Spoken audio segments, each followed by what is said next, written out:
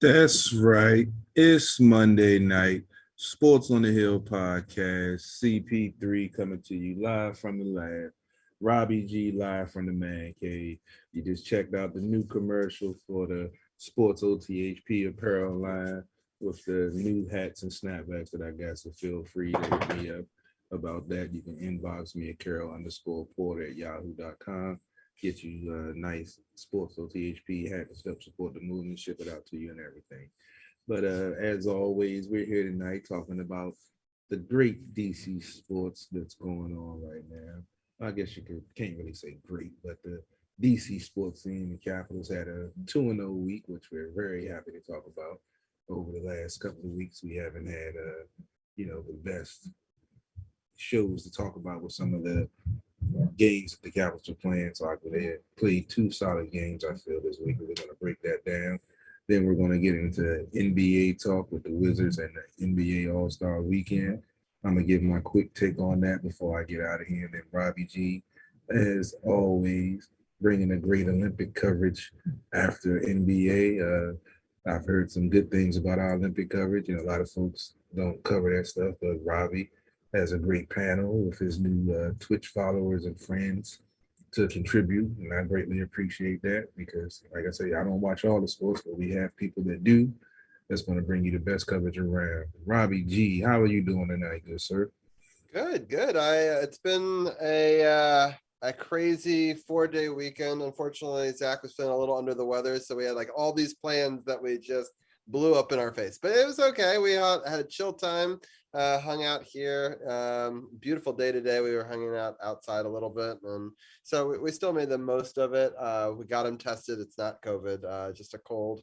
And of course, now I think my daughter may have just picked it up as well. So these things run their course through families. It's the joy of being a parent. But other than that, it's been good. A lot of crazy sports talk this a week. I mean, we have a couple of Caps games, a couple of Wizards games, and then we've got the Olympics talk. I have watched parts of all of it. I have not watched all of it because I was busy, but that's why we have all these other people to come on and talk about the parts that we didn't get to see.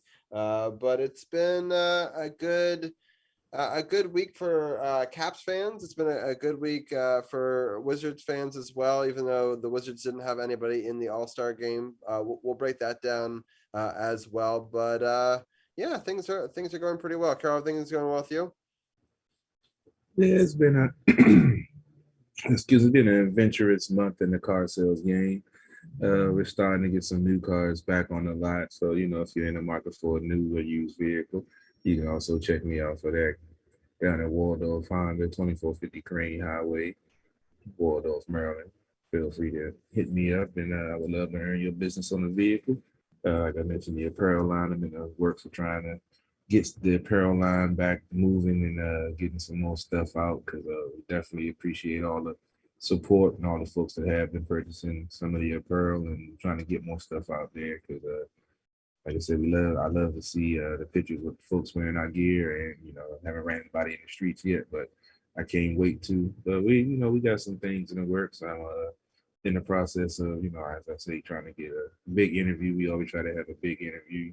See if I can get something scheduled for season 7, since we had some good interviews in season 6 already. So, man, be on the lookout for, let's just say a big name DC sports media personality popping up on Sports OTHP again. We've done it before, and we'll definitely do it again. Yeah, it should be a good year. I'm excited. I can't believe we'll have our stream anniversary. So on Twitch, they call it a Twitch anniversary. And every year you're on Twitch, you celebrate one more year of that. Carol, we didn't start on Twitch, so we'll celebrate a stream anniversary. So we're getting up to 6 years coming up. So in the middle of March, we have a big show coming up, and we'll celebrate that.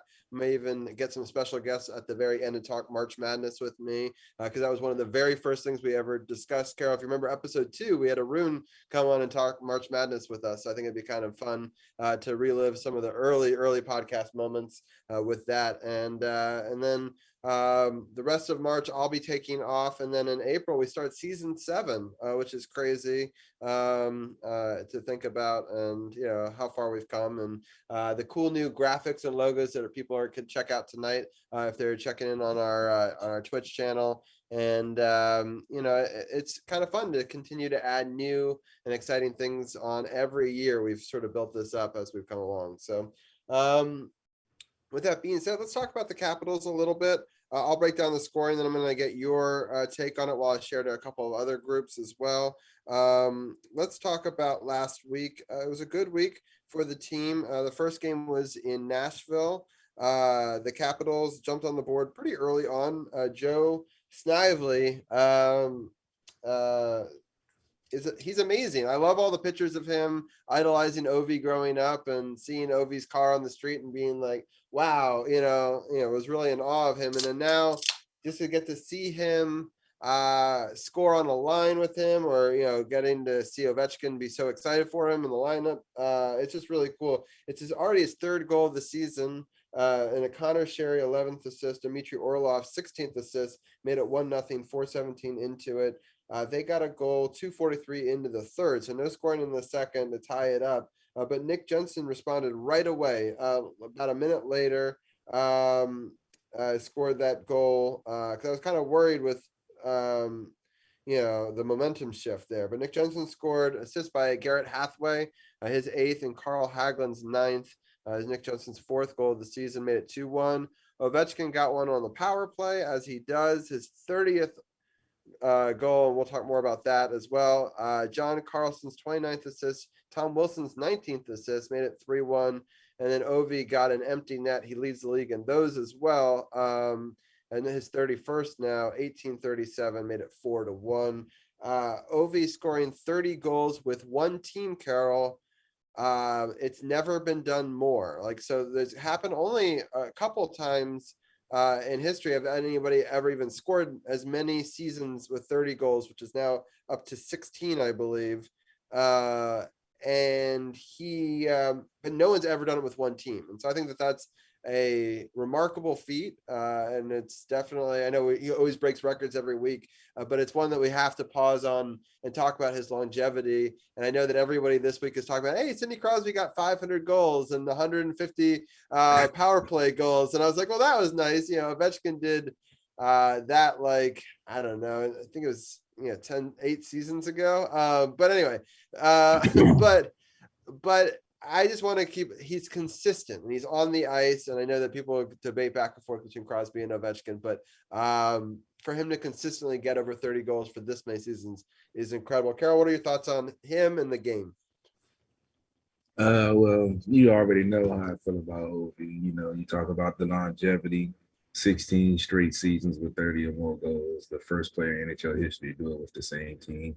Mike Gardner has the official record of 17 seasons, but he didn't do it with one team. Just the fact that as physical as he plays and what he does on the ice, he's only missed 18 games in his whole career due to injury.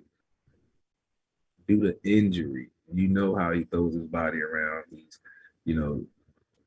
up there in hits, if not leading the league in the top 5 in the league in hits in his heyday. Now he's hitting, when it's the opportunity and when it needs to be done. He isn't going out there like he used to as a freight train and taking everybody out. So it's just impressive to see that. And then his goal scoring ability, they were actually breaking it down on NHL Network the other day when he scored the power play goal for his 30th. It was like he's just skating there with the stick by his side. He's just standing still. And it's coming. You know what's going to happen, but you still can't stop it. And that reminds me of old Washington football with 46 gut with Joe Gibbs. You knew what was coming, but you just couldn't stop it. So they kept running it until you stopped it.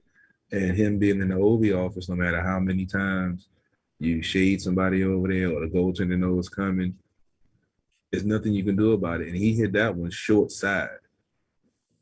The whole net was open on the other side, and the goalie wasn't even leaning that much, but he was trying to protect the open net. And then Ovi sniped it over his shoulder on the short side where he didn't even think he could get it in there. And he's just amazing. Like I say, my dream is to get an interview with this man. I'm still trying to find a way to get that done. If I can get an interview with him, then yeah, That's He's one of the hardest to get. I've heard I the know. signature, the interview. He does not make it easy. You got to find him in a gas station or something. That's been the best. Have to get a little kid with an Ovi jersey to come up to him or something to distract him, to get his attention or something. I don't know, but I'm going to try to find a way, because I'm going to find a way to get out to Kettler. And when you're there, they're on the ice, they're coming off. I was talking to some actually the Zamboni driver that used to work at Kettler. He's actually bought a car from one of my coworkers, and we was talking the other day. He's like, yeah, you can catch them when they're coming off the ice, and you never know what happens. So I got to get out to Kettler, but if I can get Ovi on, then yeah, that'll be a feather in my cap. For sure. But the game. Yeah, the game. The game. We also forgot to mention that this was the 700th victory for your boy Peter Laviolette. Yes, that's a good call. Good stuff for him, going his first time going back to Nashville, I believe it was. Yeah, he's now top 10, I believe, all time in the NHL in wins. Yeah, so he's right up there with some of the other people that we know, Trotz and so he's been great for us. I mean, I'll say one quick stat, and then I want to get your still take on this game. I'm wearing this Mantha Ray shirt because I have some good news about him. He's finally was on the ice. I know Carol was waiting for me to let him know when he finally. And this week was the first time we got all the players on the ice in the same practice. Now he didn't have a contact. Was out there too? What? Oh, she was out there too? Yep, everybody. Wow. Nice. So now he didn't. Oshie had a contact drill on, and so did Schultz, and so does Vanacek. But Mantha Ray did not have a contact jersey. But still, the fact that all of them were on the ice, is a huge sign for our future, because I just never thought this was going to happen. I mean, the fact that we could say that it hasn't happened once this season, and this coach has still kept them in a very competitive division, right? So like, it's not. Some people are like, oh, we should be doing better. But I'm like, we have a good record against our division. And that's what really matters. We've lost some other games, and there's been some tough games all season, but our lineup has been rotated. There's not been 3 games in a row where we've had the same lineup, and we had never had all of our starters on there. So, I mean, the fact that he's able to keep us afloat, my dad keeps saying this, like, it doesn't matter how you start, it matters how you finish. And, we think about 2018, it was, a similar story. There was injuries, there was issues, and things kind of corrected itself. There is more rumors of Holtby coming to Washington. I'm still very curious if that'll happen at the trade deadline or not. What I heard, Dallas is not letting Holtby go. From what I heard on NHL Network, it was like that. It's just rumors that Dallas is not letting Holtby go, from what they're hearing from their sources. So we're going to see. We'll definitely see. It'll be interesting nonetheless. So, but in this game, for Trotz to go and get that 700th win, as you mentioned, which I had in my notes, I'm happy you mentioned, you said Trotz. Oh, Laviolette. Thank you. It's funny that we've taken both of them from the same team. It's basically 2 of their all-time best coaches in the history of the Predators. We've then taken, right afterwards, for the most part. So that's interesting. But for Laviolette to do it in the building which he made home, and he did very well for, one of the best coaches in their franchise history, before having some issues in the locker room in his later years. But I thought that was kind of exciting. And also it made it so they'd won 4 in a row on the road. So, we're talking about playoffs, and we won a lot on the road in 2018. That was kind of our signature move. I'm happy to see that our road record is actually really good this year, Carol, because ultimately, even if we're in that wild card spot and we've got to go on the road each round, I'm not too scared about it, Not like in that championship run, they closed out all the series on the road. They said that's only been done 5 times. So I mean, playing well on the road is key. I think all of them, it's only happened once before. Oh, really? Yeah, all 4 were on the road. I think it was only that Pittsburgh team. It was only once ever. I thought they said Chicago did it too. They won it on the road, and they've won, but I don't think they won all 4 rounds. Oh, I thought they said Chicago also. Like I said, this is an impressive feat. Like I said, playing on the road is always tough, especially in the playoffs. And this team, simplifies their game.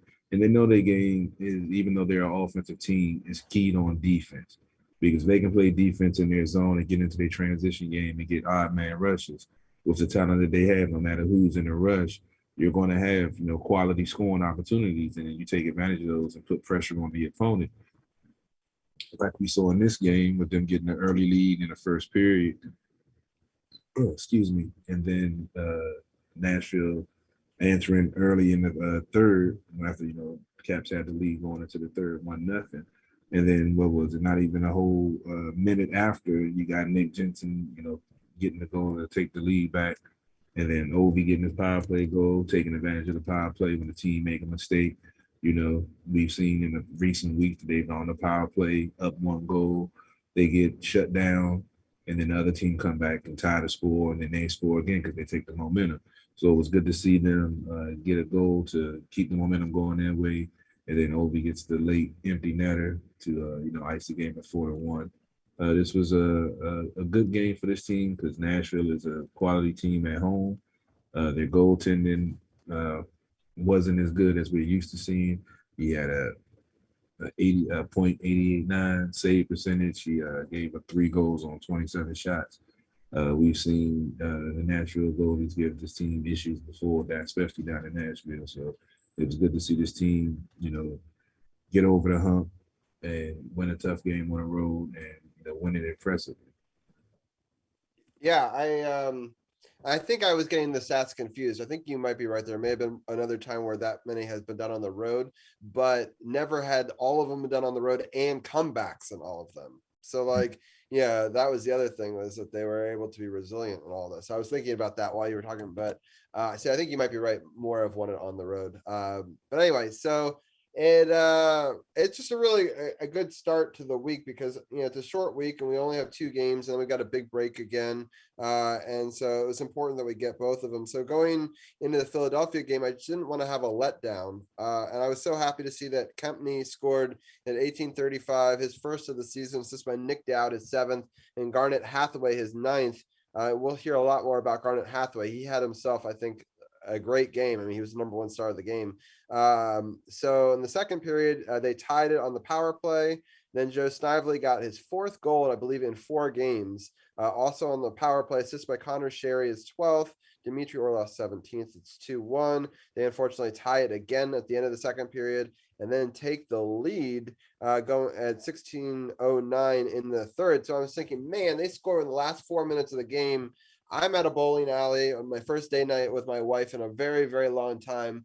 And I'm watching on my phone. I'm like, damn, that sucks. And so, I'm paying on my check and I'm leaving. And as I'm signing out, I don't watch for a few minutes. And suddenly I sort of see quickly, I look down because I still have it on my phone. I see Garnet Hathaway tie it with 17:03. Just a minute later, I'm like, oh my God, that's crazy. I mean, I really thought that the wind was going to be out of our sails. I didn't expect Hathaway to get it. It was a really pretty goal too. His 9th of the season, John Carlson's 30th assist and Carl Hagelin's 10th assist. And then I was like, I had to go to the car or whatever. So I kind of thought it was going to go to overtime. I didn't expect Garnet Hathaway to get another goal a minute later. His now 10th of the season, assist by Carl Hagelin. Also, he assisted on both of them. His 11th assist. And then John Carlson has one of the craziest empty net goals you'll ever see. Just a ricochet that went off a stanchion, off a window, and bounced in. It's like something out of Pong. It's just, I can't even describe how crazy of a bounce it had to take to go in there, but it did, and it was an empty net goal, assist by Nick Dowd, his 8th assist. Again, John Carlson hits the double-digit mark in goals this way, is 10, and made it 5-3. And suddenly, for a pretty low-scoring game, 2-2 going into the third, in the last 4 minutes, there was 4 more goals in that game, which surprised the heck out of me. But Carol, what are some of your thoughts? This game was definitely, like you said, a crazy game. You got to give a shout out to Kempney for his first goal of the season, but his first goal in 2.5 seasons because all the injuries and stuff that he was going through. So, it's good to see him back contributing to the team, getting his first goal of the season.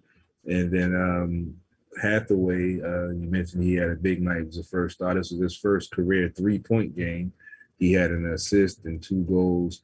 And on that last empty net goal that you were talking about with Carlson, it was a little bit of controversy on that play because when the ricochet off of the stanchion, Hathaway was skating towards the offensive zone, and he raised the stick up in the air, and it looked like the puck possibly could have deflected off of his stick. And if it did, it would have been considered a high stick because it was over his shoulders. So that empty net goal would have got wiped out.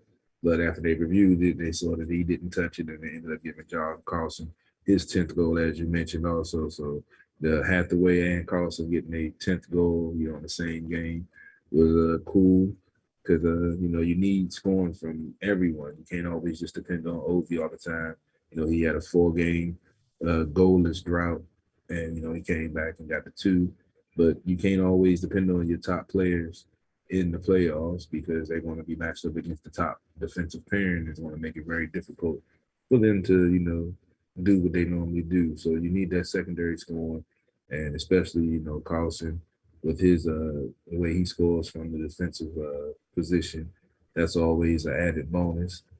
And just to see this team come back and deal with the adversity that they had to deal with, like you said, losing the lead with 4 minutes left. And we've seen this team, come back 6-on-5, late in the game, pulling the goalie in time and going to overtime. But we didn't even have to go to that. They 5-on-5, they, found a way to get that goal. Like I said, Hathaway with a pretty goal deflected off him, just creating the screen, going across in front of the goalie, and it deflected off of him and went in. It wasn't even a hard shot.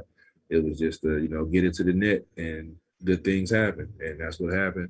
And then the second goal, hard work.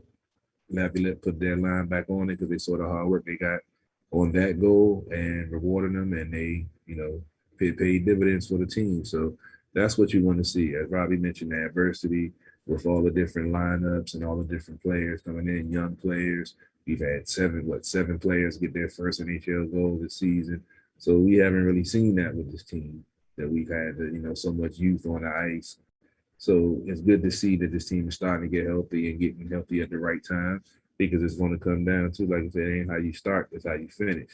And they finish strong, and even if they get the top seed or wherever they're seated, we know they're a strong road team, and they're built to make a long run.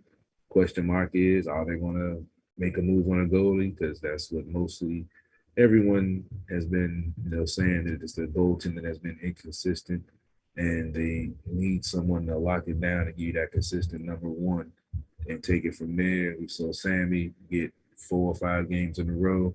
Some games good, some games not so good.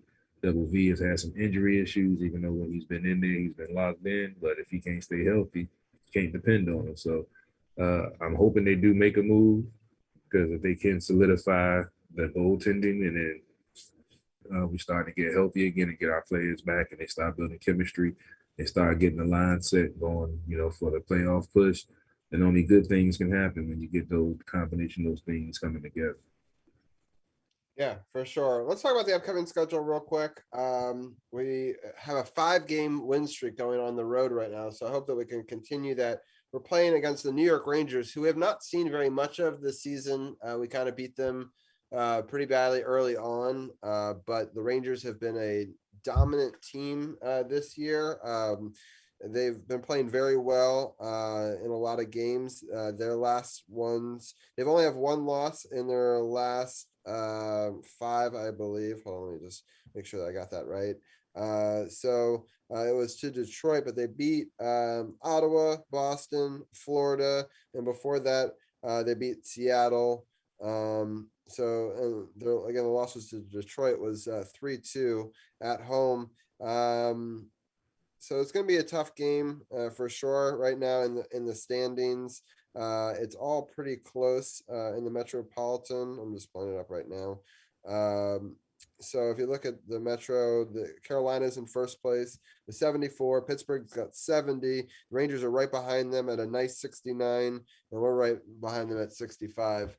So, this is an important game because obviously, especially if we can beat them in regulation, gaining 2 points on them, making it 69-67 versus if they win at 71-65, it widens that gap. And obviously, loser points can help or hurt us depending on how you look at it. But We definitely need to start making ground, but as I was saying before, playing from the road position is fine. If you look at the playoffs overall, they're right now, Washington's in the number 1 wild card at 65. Detroit's at the number 3 wild card. They're the ones that can knock you out at 52. So we're still 13 points ahead of them. And there's still a team below us in Boston at 62 as well. So, we obviously want to get one of those top 3 spots, but we can kind of sneak in and maybe beat a complacent number 1 team as well. I've seen it happen. So that's the first game Yeah. against New York. What are your Rangers. thoughts on them? Yeah, that's definitely going to be a test for this team because the goaltender is the key to that team. Shesterkin. He's he's a stellar goaltender. He's only giving up 2 goals a game with a .939 save percentage. Has 3 shutouts. He's 24-5-3. So he's the key to their success, and they're going to have to get traffic in front of him. He's a big goalie. He's an agile goalie. Long legs, so he takes the bottom of the net away. So they're going to have to elevate the puck and get it over his pads. If this is going to, because like you mentioned, they beat the Rangers pretty handily the first time. They haven't played in a long time, and the Rangers are definitely all the moves they made. Folks were scratching their head to see if it was going to work, and the way they started out, it didn't. But they figured it out, and they're, like you said, in 3rd place and one of the top teams in the Metro right now. And the Caps are definitely going to have to bring their A game. We know Mantha probably won't be there, but hopefully we can possibly get Oshie back in the lineup, and then we'll have everybody on the power play for the first time this season. And hopefully we can get that, back in order because we're not used to being 28th in the league in the power play. You don't get a lot of power plays in the playoffs, but when you do, you have to capitalize. So it'd be good to get them, get some chemistry going. I don't care about the rankings. I just want to see some, execution, get some zone time, and start scoring on power play consistently. I agree. And then our next game is against Philadelphia at Philadelphia again on Saturday, February 26th. And you got to figure, I know Philadelphia is a bad team, but they've got blood in their mouth, right? They've got to feel like they had a game and they got nothing to show for it.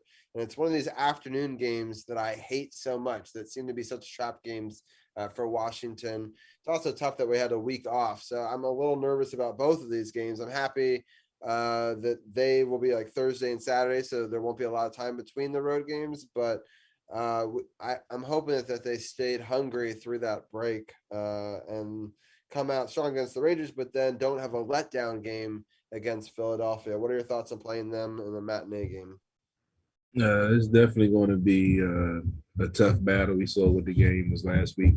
Coming back, like you said, it was 2-2 going into the third, and then 4 goals were scored in a 4-minute span. So it's all about the Capitals playing their hockey, playing defense, and whoever they have showing Vanacek as the expected goalie for that game. So we want to see how he fares against them. We know that Samsonov is 6-0 against Philly in his career. So, I guess they're going to give Vanacek a shot to see what he can do. He's back healthy. So it's going to be an interesting game, especially they have Carter Hart on. He's a 9-16-6 with a 2.96 goals against with a .91 save percentage. Uh, that game that we played last week against Philly was pretty much the epitome of their season. They find a way to come back. 4 minutes left in the game. All they got to do is play solid defense, and then they find a way to lose the game and then lose by 2. Don't even get the point in overtime after fighting for most of the game. But this defensive lapses and miscommunication on the offensive end has been Achilles heel. They have had a lot of injuries also. The Caps have had a lot of injuries, but I believe Philly has more man hours or man games missed due to injury. So they're, their record speaks for itself, 15-25-10, 7th in the Metro. So this is the game the Caps, even though it is a matinee game at 12:30, they have day off before, so they should be ready. And hopefully they can go 2-0 again this week. Yep, and then we've got one other game, which we'll talk about more next week because it'll be a live game. It's a 7:30 game next Monday against Toronto, and those games are always tough. This one will actually be a game back at home after this 4-game road swing that they're in the middle of right now. So they've won their first 2. hopefully I'm hoping they at least win one of these next two, if not both of them. But then that Toronto game on Monday, what are your thoughts going into that one? I haven't really watched Toronto a lot, but they definitely, with Austin Matthews and their offense, they're fourth in the league in goals, scoring 3.5 a game. Their issue has always been the defense and, holding leads when they get them. They take a lot of chances. They do have offensive skill, but they are a young team. So they're still learning how to win and get an identity for themselves as a team. And to look at them, they're also first in face-off percentage, 56.1. And we know that's sometimes an issue for Washington. Nick Dowd is back. So he's one of the top guys in the league in the face-off dot. But it's one thing they're going to have to make sure they stay in control of and keep pace in this game, because the face-off wins are very key, especially depending on where they are, if they're in your offensive zone or your defensive zone, or especially on the power play. You want to get that first win to clear the zone to get the chance to set up to play, defense. When they get the puck off the face-off, it's hard for you to set up, identify who's your man and what you're supposed to do, and then that's when things go crazy on the power play when you're defending. So it's definitely going to be an interesting game. I don't think they haven't played since 2019. Wow, is that right? This one's in Washington.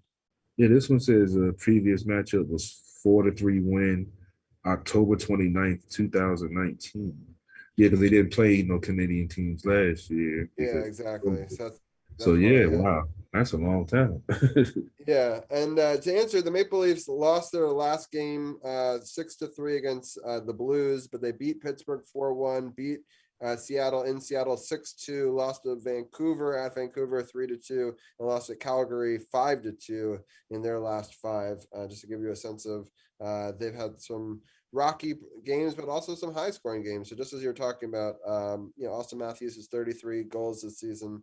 And not many players have more than Ovi, so clearly he's a good player. So yeah, we'll definitely break down the last period of that game live. Hopefully Anna will have her triumphant return as we discuss that next week as well. I was hoping to get a Canadian guest for it, but he's actually in Florida that day. That would have been fun. We had Josh last week. I'll just give a quick little shout out to the big thing that we did last week.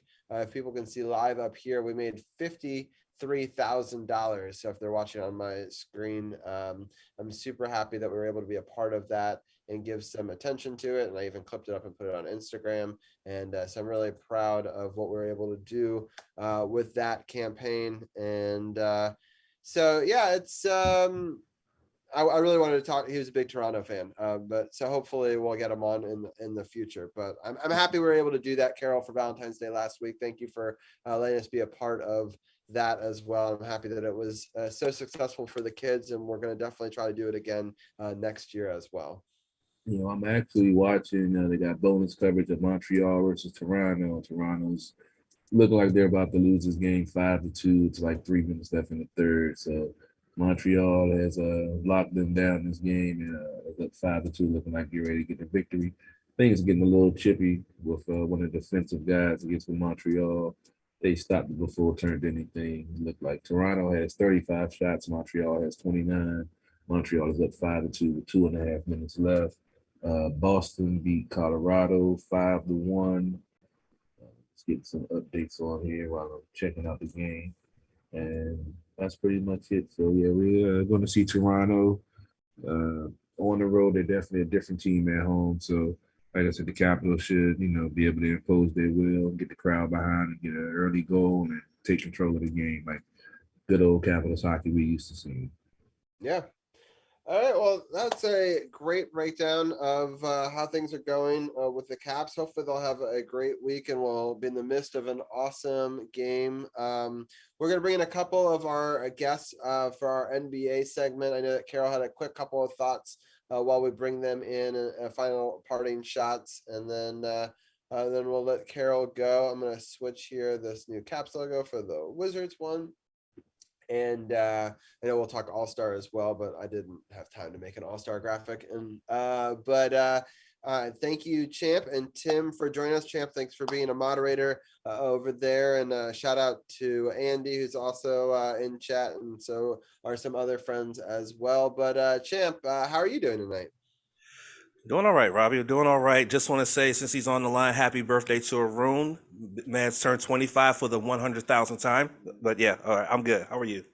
Nice. I'm happy that he's going to be able to join us. I wasn't sure if he was going to. It is his birthday. Happy birthday, Arun. So I'm excited. We'll get to talk to him on his birthday. And Tim, how are you doing tonight? Oh, great. I got some big news. There's an actual partnership between the XFL and NFL now. It's actually happening. Yeah, I saw that come across today, but I couldn't find a schedule of upcoming games for the XFL, which I thought was like a very big problem if you're marketing for the XFL. I'm like, why haven't they announced what their upcoming season is? The Rock is involved, so it's going to happen. But I know that, and that's cool, but I'm like, no information on upcoming seasons or whether or not the same teams are going to even be involved. Maybe it's just a theory, It's just well, no, I think that they did make this partnership. Yeah, it's just landing ground. That's real, but I mean, maybe the actual games are not gonna happen on the calendar yet. So it just was surprising to me. Yeah, the USFL is supposed to be starting in April, I believe. So I believe this announcement was just to, let folks know that things are in the works, and hopefully we'll see some more upcoming news and updates to keep everything, keep us abreast of what's going on. I hope the DC Defenders are a part of it. Right now, they are listed as one of the teams on their website, but they have not announced, for the XFL. There is no USFL team, unfortunately, in the area, so we probably won't cover it as much. So it'll be interesting to see the XFL news as that comes out. But whenever we get a schedule and the confirmation that our Defenders are still playing, we'll definitely bring that to you. But Tim, thank you for bringing that to our attention as well. I know Carol just wanted to give a quick little parting shot before we let him go, so I'm let him give his thoughts on Steph Curry, and then we'll all break down the All-Star game towards the end of the segment. Yeah, quick segue, since we were talking about football. I have to send condolences to the family of Charlie Taylor, long time, Redskins. I have to say the name, Washington Redskins. That's who he played for. He passed away this weekend. So rest in peace, Charlie Taylor, groundbreaking player in the NFL, did great things with this team, Hall of Famer. So, condolences and prayers to his family going through this difficult time. So just wanted to put that out there. And I'll leave out, I didn't get a chance to check out the All-Star game. I was doing at the bar radio. I was trying to turn it on the TV, but I didn't know what time it was coming on. But when I got off the air and I jumped on social media, so 16 3-pointers, broke the record for 8 3-pointers in one half, and then 16 for the game. That dude is amazing, man. Just seeing some of the shots that he takes, and then he turns around before the ball even goes to the hoop, and it's just nothing but bottom of the net. That dude is ridiculous. He's changed the NBA. I'm not really, I don't really like the new NBA, but it's always entertaining to watch him play the game, because you can take it inside, outside, especially kill you outside. You just take a step over half court and take a shot, and if you run it back on defense, then you hit nothing but net. So I definitely watch him, actually follow him on social media. Just his game is just ridiculous. Even though I don't really follow the NBA, I definitely follow this guy. I used to watch his dad, Dale Curry, who was also a deadly shooter. And then I think he has a younger brother who they say is more deadly than him. So I don't know what to say, but hats off to that guy. He's been nothing but a professional the whole time in the league, breaking records and doing his thing. And I'll let you professionals break down the rest of the NBA. I just wanted to get that part shot and get that on the record. That dude Steph Curry is ridiculous. There's the birthday guy, the man of the hour. So Arun, I'm super happy that you could join us on your birthday. Happy birthday. And I won't make you tell everyone your age on air. But 104 according to my I nephew. told you he was 25 for the 1 millionth time. What do you mean? Hey, as long as how your birthday, they never know. Right, exactly. So we'll leave it a mystery, but happy birthday nonetheless. And Carol, we'll let you go, but thank you for joining us for the hockey talk, and we'll definitely talk to you next week when we have the live hockey game. All right, man. Well, I appreciate you guys taking over and covering NBA and Olympics. I'm about to get out of here. Got another busy day tomorrow. But as always, appreciate y'all tuning in. Appreciate y'all showing us love. The new Twitch followers, I appreciate that. Arun, DC's People Stand with Tim. Appreciate y'all taking the time out as always. I'm about to get out of here, and y'all have a good rest of the show. Nice. Awesome. Sounds good. Well, Rune, any opening messages from the birthday boy before we get started? No, not really. Dunk contest is pretty terrible. We'll get into that. Yeah, it was so bad. We'll definitely get into that Glad for sure. Brian's not here to hear that OB. Well, I mean, even he agreed that it was pretty terrible. He was just happy that his team won. Let me see if I can get this to work correct. Yeah, it's the new word. You guys can't see it because you're guys on Zoom, but I have a new layout on Twitch live. Well, I guess Champ is seeing it, so we're trying some new stuff out tonight. I like the way it looks. It all works well. Let's talk about this Indiana Pacers game first. Then we'll get into the other game against the Nets, and then we'll get into that All-Star break, and we'll look ahead to the week ahead for the Wizards as well. In fact, actually, let's look ahead at the Wizards, and then we'll do the All-Star game at the very end. I think that makes more sense than going back and forth. So this game started off very close. The Wizards and the Pacers were tied after the first. The Pacers went up by 5 at the end of the second, outscored them 31-26. Outscored them by 3 in the third, 28-25. And the Wizards came back and outscored them in the fourth, 32-29. But by that point, they had already lost 113-108. Kyle Kuzma had 15 rebounds and 26 assists, and KCP had 27 points. But it wasn't enough, especially defensively. We'll start off with DC's People's Champ. What are your thoughts on this game? So, I mean, this was a very close game. These are two very not so good teams in the East based on their records. And the narrative this season has been like the third quarter has been the Achilles heel or the starting point for the Wizards in terms of winning or losing games. And in this case, they were already down 5 going into the second half, and then they ended up getting outscored by another 3. So then ended up losing by 5 because they ended up outscoring them by 4 in the fourth quarter. But again, that third quarter made a big difference in terms of the way this game went. They were down by as many as 13, and they ended up giving up a losing streak, ended up having a losing streak snapped on them by the Pacers. So it was an okay performance. Kyle Kuzma had a double-double, but it just wasn't enough. 3-point shooting just was a lot better than this game. They were a lot better than the Pacers, but somehow they just still could not muster it together to come out with the W going into their next game. So very disappointing, but that seems to be the norm nowadays. Yeah, Tim, what are some of your thoughts on this game? Yeah, I was very disappointed in the Wizards' defensive effort. I thought their defense was really terrible this game.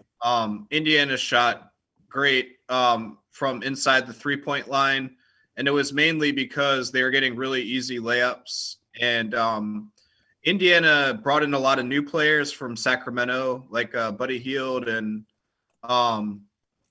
Halliburton, and they both played really well, scored in double figures. And it was, I think the Wizards coaches honestly were really pissed in this game because they wasted a great 3-point shooting effort from the entire team, especially Kuzma. And remember early in the season when the Wizards did basically everything pretty well except shoot 3-pointers. So it was kind of like, where was this all season? And then you lose the defense out of nowhere against a bad Indiana team that they're going to play better, but huge losing streak. And the Wizards could have really used this game in the standings going into the All-Star break, but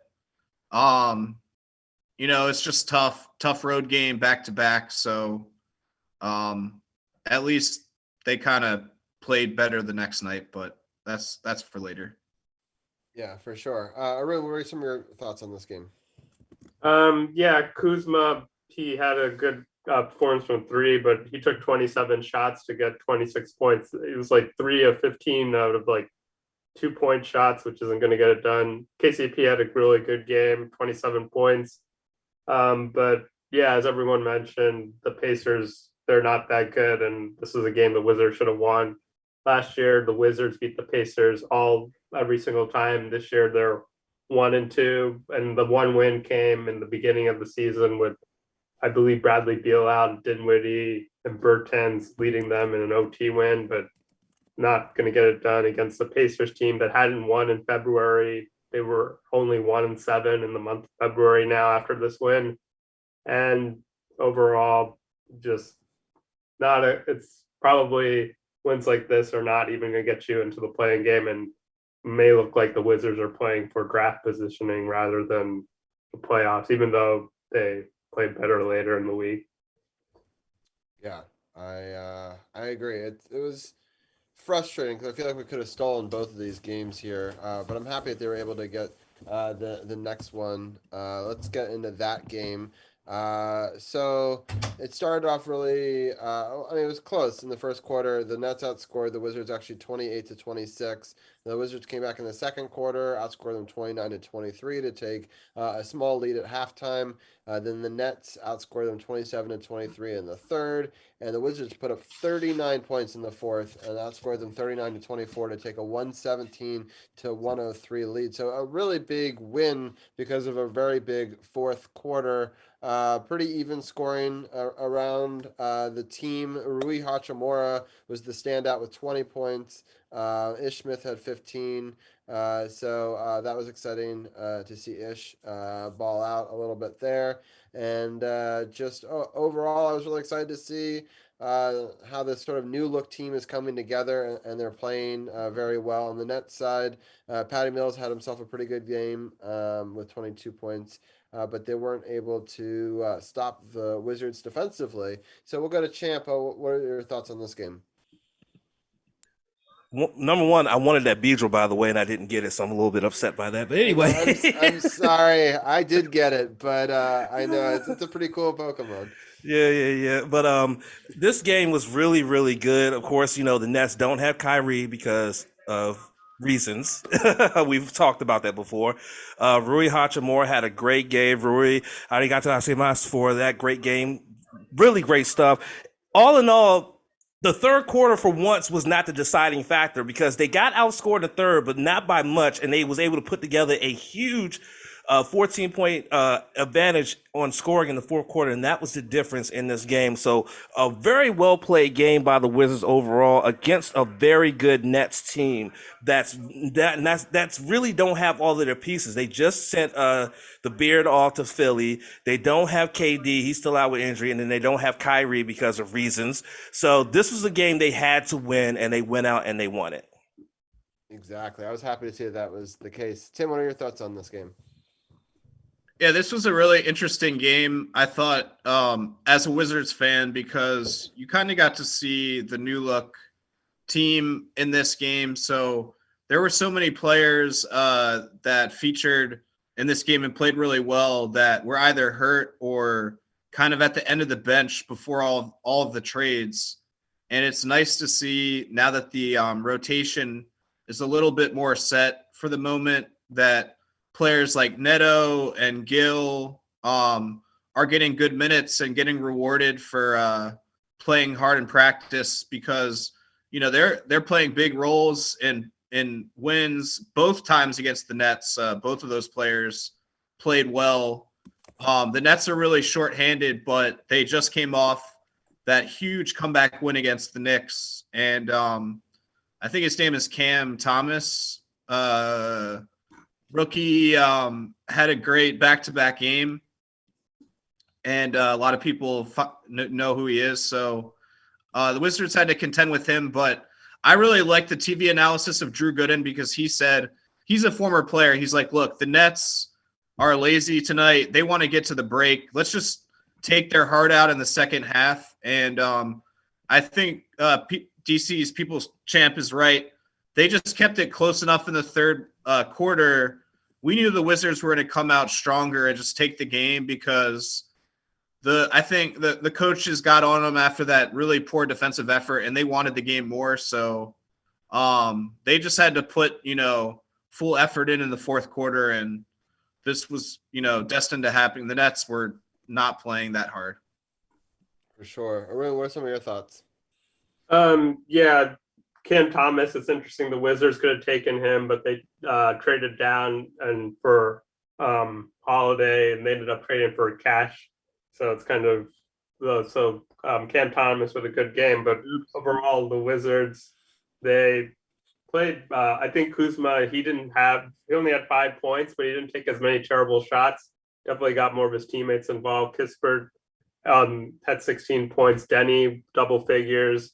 Ish also had a good game, and Daniel Gafford made his return from the COVID protocol. That made the center positions defense a lot better. Thomas Bryant, he only had 2 points in the last game, and I believe at one point he had 2 rebounds, but he got 5 rebounds in garbage time. So congrats to him. He actually had a good game. Starting 14 minutes, he had 12 points and a couple of assists and a couple of blocks and 5 rebounds. So that was a good game for TB. And overall, just really solid play from Ish Smith. The Nets, they don't really have it without Kevin Durant, especially on the defensive end.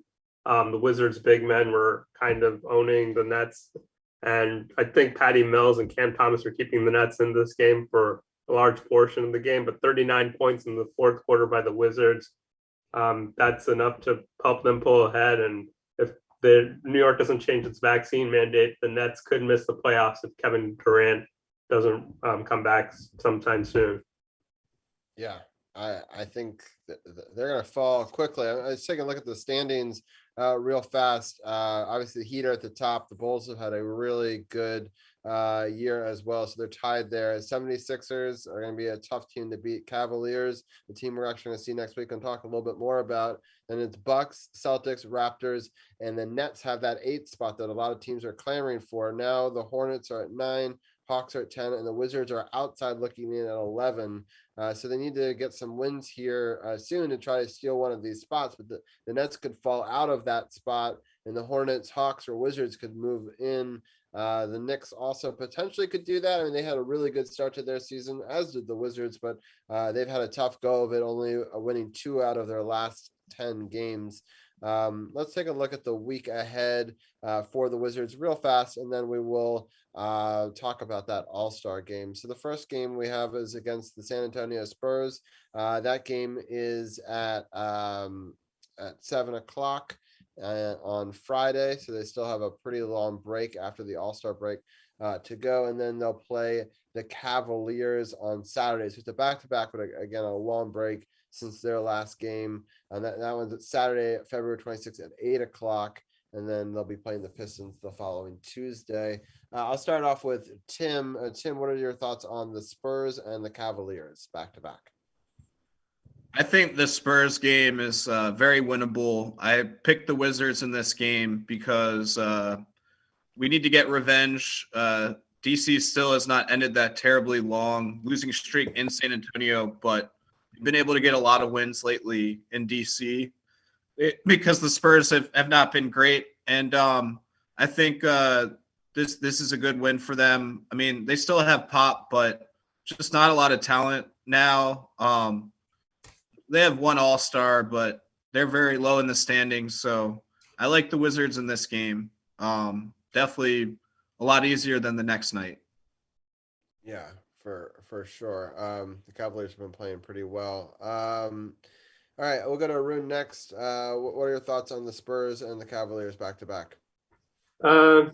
Yeah, I think technically they're both winnable games, but I'm actually going to be a little bit pessimistic. I'm going to have them going 0-2 just because the Spurs, they play really hard and they cut and they move without the basketball. And Murray's a really good point guard, and I don't think the Wizards have, I don't think Neto or Ish Smith can slow him down.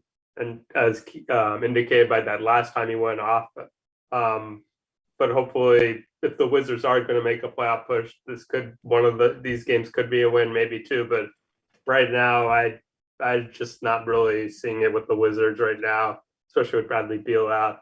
I'm gonna say both of these games are losses. Yeah. Yeah, I kind of see it maybe potentially that way as well. But what are your thoughts, Champ? Well, Arun brought up a very good point about Murray. Murray is currently averaging close to a triple double with almost 20 points, 8 boards, and 9 dimes. So he is definitely going to be a problem that Smith and Neto are going to have to deal with. Basically, it's just going to come down to defense, which has been this team's problem for quite a while, is this team's defense. So they have to get it together defensively, and it starts with having to slow down Murray and being able to keep him in check, and then their shooters are going to have to shoot. The last game before the break, they shot 50% from beyond the arc. If they have more games just like that, I think they can win this game, and that's what I feel like is going to happen, and they're going to beat the Spurs. Oh, by the way, my wifey just resubbed, by the way, Robbie. Oh, thank you so much. I appreciate you for letting me know. I was doing some design work in the background, but I really appreciate BatMommy79 for the resub. Now they've been subbed for 2 months, so that's really exciting. I hope that you enjoy the emotes all over Twitch. And we'll have some other fun stuff coming up soon that I'm designing as well. So I appreciate that. And all right. So I think we've talked about this the upcoming week. I think we can move into the All-Star game. We didn't talk about the Cavs. Oh, I thought that it was back to back, so I thought you guys were going to break that down as part of it. But that's fine. We can go back through it. Tim, what is your take on the Cavs? Yeah, I just think this is a much tougher game. Cleveland's playoff team. They've got Garland and a lot of good players, and their crowd's going to be amped after the All-Star game. The Wizards are a weird team, though. They can lose and beat pretty much anybody. So I wouldn't be shocked if they lay a goose egg against the Spurs and then randomly beat the Cavs just because, they won in Cleveland, I think, early in the year already, which was a good win. So I don't know, but I'm picking 1-1 for the week, and I'm going to say they'll beat the Spurs just because. Yeah, that makes some sense. All right, let's go to Arun next. Yeah, the Cavs could have potentially had 3 All-Stars. They had, I believe they had 2, Garland and Allen. And Mobley may have been better than. I would pick him to start a team over either Allen or Garland. So, but I think they don't have as many good point guards as, I think they don't have anyone as good as Murray. So that's a good thing. And I guess Garland's pretty good, but I guess Rondo's their point guard, or I don't with all those injuries they have. Ricky Rubio's been out. So I actually think this game might be more winnable than the Spurs game for some weird reason, maybe because of PTSD of all the times the Spurs have beaten the Wizards. But I think this is going to be tough to go in Cleveland, where the Wizards already pulled out a win in Cleveland earlier in the season where they had no business of winning. So I think that's going to be in the back of the Cavs' mind, and Jared Allen's a good center. And it's really up to Thomas Bryant. I think if he can contain Jared Allen, then the Wizards can do well. But I haven't been really impressed with Thomas Bryant so far this season. Yeah. All right, let's get Champ, your take on this Cleveland game. You stop Garland, you win. Play defense, stop Garland, you win. That's all I got to say about that. They're going 2-0. I'm going to be the optimist on this panel as opposed to the birthday boy being a pessimist. I'm going 2-0. All right. I like your thought process. I hope that you're right. But all right, let's get into this All-Star game that I thought that the 3-point shooting contest was more exciting than the dunk contest. And I think it's been going that way for a little bit of a while now. Real quickly, let's get each one of your takes on the night before festivities. And then we can also talk a little bit about what your thoughts are on the actual game, which I'll be honest, I saw very little of, but I will definitely be interested in your take for sure. And let's start with Tim. What was your thoughts on the night before, or the part that I actually usually like a lot more? Yeah, I enjoy it. Although I didn't think this was one of the best ones. Personally, I thought some of the dunks that John Morant had in the actual All-Star game were better than the dunks in the dunk contest. I thought it was impressive. Like, I was shocked that Towns was even in the 3-point contest, and he won, and he's now won that and the skills contest. And I think he's been in a bunch of All-Star games, but I think he won another skills contest, I want to say. So he's a really talented player. Kind of sucks that he's stuck in Minnesota, but whatever. They're decent now. But yeah, other than that, those were the main highlights that stuck out to me. Great for Toppin. He's a really athletic player. I hope that will like help him kind of get more known in the country. But yeah, I mean, at least there wasn't like as much controversial judging as some years, so that's a plus. Yeah, for sure. All right, let's go to Arun. What are some of your thoughts on the All-Star? Let's talk about the 3-point shooting and and those games and the dunk ones first. Yeah, the 3-point shooting contest was pretty good. Like, although I think they were missing a couple like key guys like Steph Curry. Normally he participates. I felt like even the 3-point shooting contest, they didn't have as many stars like Dame Lillard, he's a regular participant. I guess the biggest star was Trae Young and Karl Anthony Towns. They're really good players, but they're not in the same stratosphere as like some of the guys they've had in the past. But that was still like pretty dramatic at the end. Trae Young trying to come from behind and win it. I also thought the Rising Stars Challenge was kind of interesting that they had 4 different games and they were just like a quarter in the first to like I forget the set amount of points. I think it was like 50. So it wasn't like it didn't drag on, and instead of having like 4 quarters of like pretty bad basketball, they had like half a quarter of bad basketball, and then it got really kind of tight down the stretch, and it made for some compelling games, especially between young players and some pretty high pressure situations. Dunk contest was terrible. I actually think even last year's dunk contest was like mildly disappointing. This was just bad. The contestants were missing. I don't think there may have been one dunk out of the 16 dunks where the person completed the dunk on the first attempt.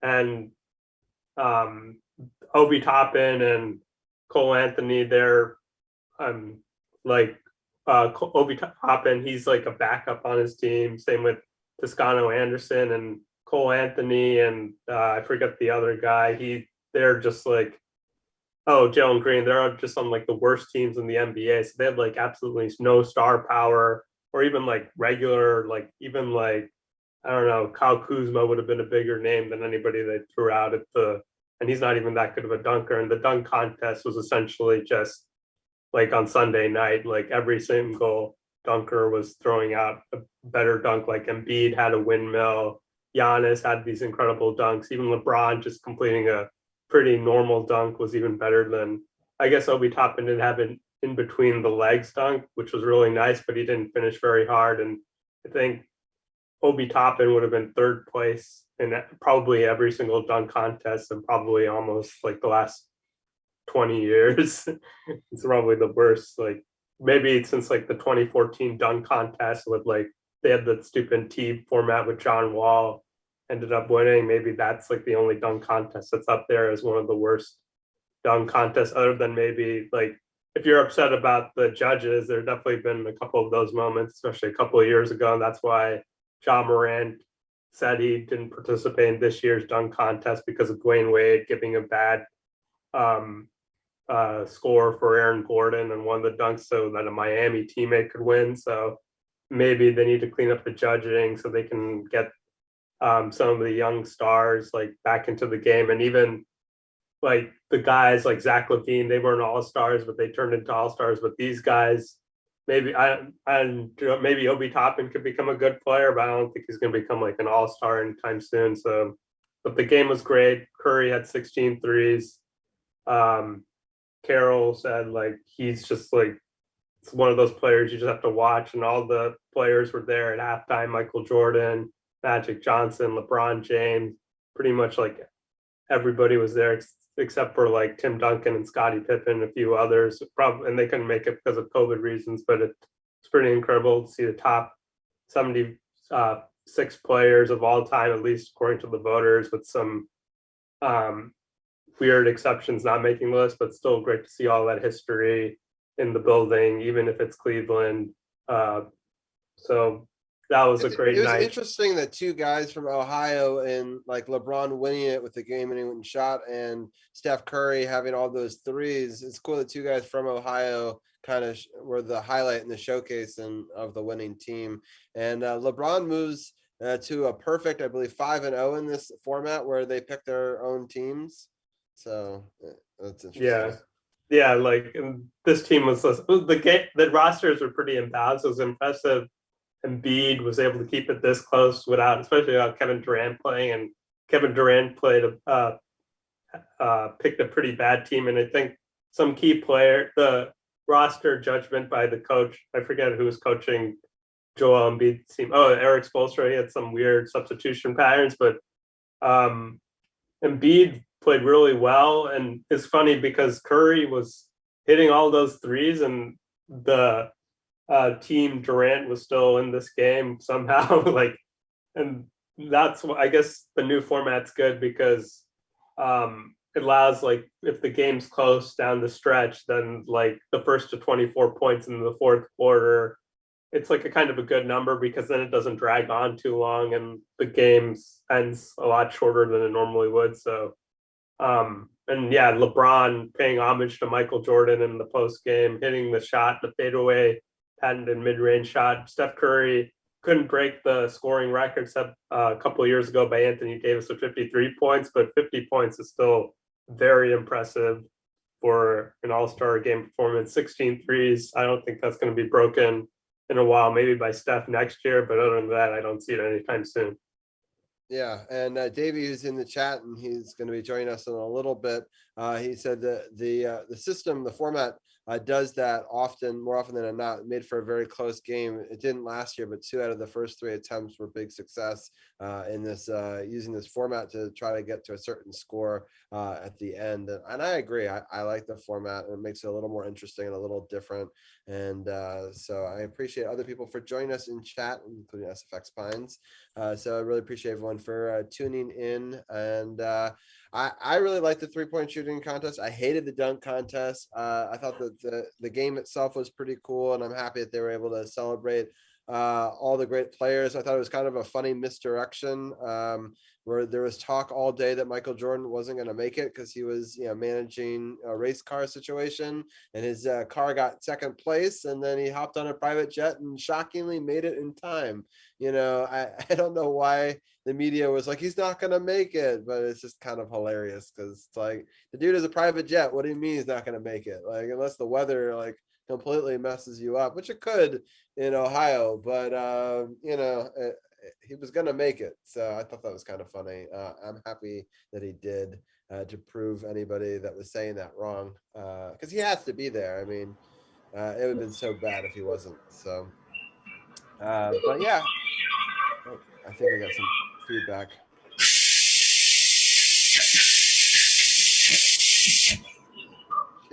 Champ, is that you? I don't know. Yeah, okay. Anyway, sorry about that. But let's give any final thoughts from each one of you guys, and then I'll let you go, unless any of you wanted to join Olympics talk, but it didn't seem like you guys had watched very much Olympics. So Champ is still doing it. I don't know why.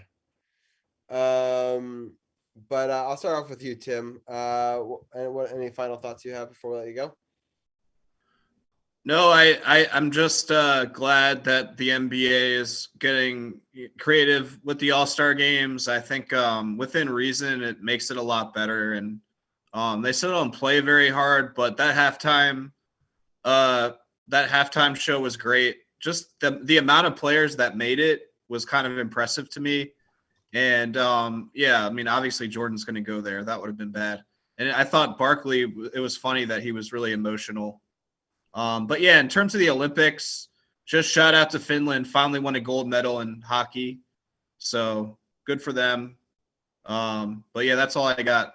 I'll see you guys next time. Yeah, thank you so much, Tim. I really appreciate you joining us as always, and we'll talk more Wizards next week. Yeah, thanks, guys. See you. All right. I'm gonna go back to Champ to see if he can give his final thoughts now. Is it working? Yep. Can you hear All me? right, there you go. Yes, it's fixed itself. So I'm kind of glad you saved me for last on the All-Star game, because y'all saw in the group chat, I tried to watch the game and I just couldn't be asked. It just was not interesting to me at all, because basically it was like an exhibition. They were just standing around, they were doing stuff, and I'm just like, this doesn't interest me. The dunk contest, I stopped watching years ago because I've pretty much seen every dunk you can possibly do in a dunk contest. So that doesn't interest me anymore. And hearing the three-point shooting contest was pretty interesting. I might have to start watching that. But for the most part, like all-star games and all these sports don't really interest me much, because they're just glorified exhibitions and they're not really entertaining to me, at least. But I think that I will at least give the three-point shooting competition a try next year and see how that goes. But other than that, like, you would have to pay me a lot of money to watch an all-star game in any sport, honestly. Maybe baseball, I could watch it for free because at least there's something on the line for that. But as far as the NBA All-Star, yeah, I can't be asked at all. I just can't. Yeah, before I let you go, and I want you to get a final plug too, I want to ask Arun real quickly. If you think Steph Curry was in the three-point shooting contest, do you think he would have beaten that final round score? 29 has never been beaten before. So I feel like Cat put up a pretty big number. Yeah, I think Steph would have beaten it. I believe they had like some number that Steph would have had more points if he, like, just in the game, he had 16 threes, and just based on that, like, he would have made, they said, like 20 more than what Cat made. I believe it was something. Especially if he makes those new Mountain Dew 3 balls. Yeah.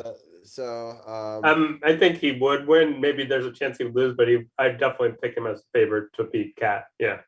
Yeah, I was impressed with how Cat did, just as a big man to come out there and put up a 29 in the final game. You know, you often see, pretty big numbers in the first round, and it trails off. I do also wonder if it was a good move by Steph Curry not to shoot himself out in the night before, and to actually save it for the game that quote unquote matters a little bit more. But I actually like the three-point shooting contest better. So for me, I would have liked to have seen him for sure. But Arun, I want you to give your final thoughts. Happy birthday again. And then after you're done, I'll let Champ give his shout out for his podcast as well. Yeah. Just one complaint about the All-Star game is why they didn't have Charles Barkley, Ernie Johnson, and Kenny Smith as the main cast. Like, they put it on the alternate channel, TBS. It should have been on the main channel on TNT. I think Dwayne Wade was on the main channel, and he was pretty annoying even on Saturday night, and Sunday continued. He was, I think, his voice was even hoarse, and it was a little bit annoying that he was commentating. He'll probably get better, but right now he's definitely not in the same league as Charles Barkley and Kenny the Jet Smith, and definitely Ernie Johnson. So they should have put them on the main telecast, and I don't think most people knew that they were even on an alternate channel. I didn't know until after the game. So but yeah, I'm glad Curry. I think the All-Star game was gonna be pretty not memorable. If it wasn't for Curry, then he pretty much saved it, and then the ending was really close up. I think it's one of the better All-Star games that I can remember in recent memory. So shout out to Curry for carrying the event, and the other team, Embiid, for making it a more memorable All-Star game than it would have been. Sounds good. Well, happy birthday once again. Thank you for joining us on your birthday. It's so cool of you. And I don't know, are you going to be doing any more podcasts anytime soon? We'll see. Yeah, I'll probably do some basketball. We'll see. I'll probably talk about the Wizards and whether they should try to make the playoffs or whether they should just like go for a draft pick and see what draft prospects are out there. And yeah, I'll definitely probably have a podcast up sometime next week. Yeah, we'll definitely now next week. Have to have you back on for a March Madness segment as well on our 6-year anniversary show, just as a callback to episode 2. You've been with us since the very beginning, one of our very first guests, and I appreciate you every week, Arun, and have a happy rest of your birthday week, and hope that we'll talk to you next week. Sure, Happy thanks for birthday, having me brother. on. Happy birthday, brother. Thanks. Shout out to RG3. Happy birthday to him too. Nice. All right, Champ, let us know what's happening in the world of wrestling.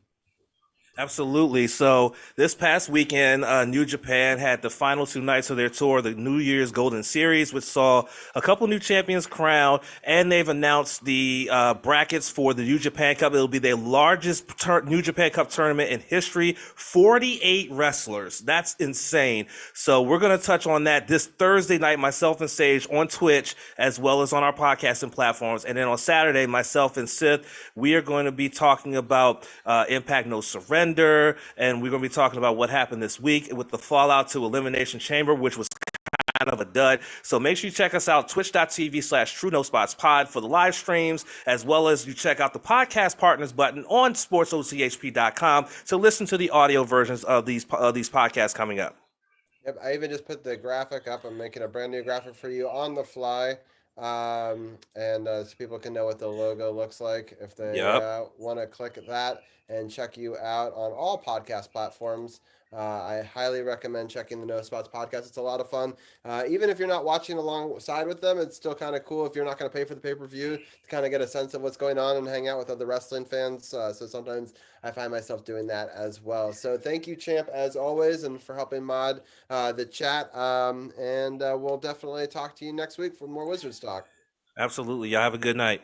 Sounds good. All right. With that, we'll bring in our special Olympic guest. So I really appreciate the panel for coming back together, an international panel, which is fitting for the Olympics. And so we'll start off with Davy. So I'm going to give you a command shout out, but let people know, Davy, how are you doing, and a little bit of information about your show if this is the first time they're hearing your voice. Hey everybody, how's it going? Doing well. I played some golf with my dad and met Adam Scott today. How about that? He was at the golf course I was at. How about that? He was doing. There was a junior golf tournament. So Adam Scott was actually he finished 4th yesterday in the Genesis Invitational in Riviera, which is pretty close to where I live. But I was visiting my parents in my hometown, and he was actually hosting this tournament in my hometown, which was really interesting, like a junior tournament. So he was there, and then he was doing a little meet and greet and Q&A. So nice guy. So I'm doing well. Sorry I got sidetracked there, but how are you? Good. And let people also know a little bit about the sandwich show that you do here on Twitch if they're listening over on Facebook or audio. Yeah. Sorry about the feedback. I don't know if that's me or not, but yeah, it's basically just a show where we interview other people on Twitch and other platforms. So it's a really fun interview program. Think of it like a late night talk show, but instead of but what we're doing is we're promoting people within the platform, and then people who do podcasts and things like that. And so it's a lot of fun. I've had you on, and yeah, it was a really fun spot. We had to have some sandwiches together, and it's a good time. So, I like sports too, so that's why I like your show.